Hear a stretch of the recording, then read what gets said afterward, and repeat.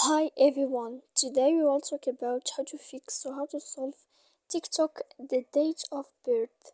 To know how to fix or how to solve TikTok the date of birthday, you should just go to settings like this. You will click. After that, in this page, you will go to apps, default apps, app settings. When you will see this list, you will go down to find the application of TikTok and you will enter. Then in this page, you will go to click for stop. When you will end this, you will enter to storage. After that, in this page, you will click clear cache. Then you will go to click clear data. When you will end all this, you can turn off your phone. So please don't forget to support us by like and subscribe.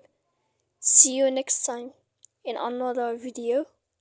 And thank you for your attention and your watching.